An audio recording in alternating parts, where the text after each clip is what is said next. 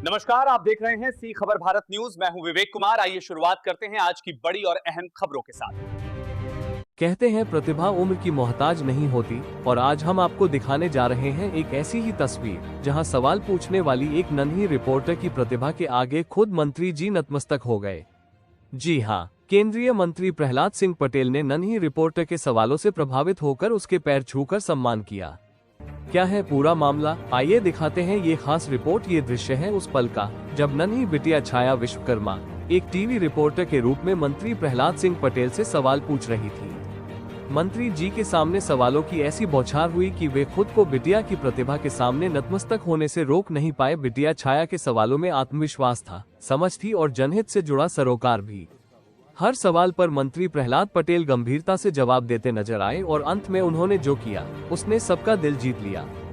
मंत्री प्रहलाद सिंह पटेल ने नन्ही रिपोर्टर के पैर छुए और कहा, देश का भविष्य ऐसी ही प्रतिभाओं के हाथों में सुरक्षित है। जिस उम्र में बच्चे सवाल पूछने से झिझकते हैं, उसी उम्र में बिटिया छाया विश्वकर्मा ने मंत्री से बेबाक सवाल पूछकर अपनी प्रतिभा का लोहा मनवाया। आज मंत्री जी खुद नन्ही रिपोर्टर के सवालों से गदगद नजर आए।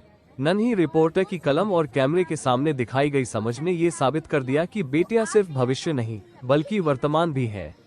नन्ही बिटिया छाया विश्वकर्मा की यह पहल उन सभी बच्चों के लिए प्रेरणा है जो बड़े सपने देखते हैं। कभी सवाल पूछने से मत डरिए, क्योंकि सही सवाल ही बदलाव की शुरुआत होते हैं।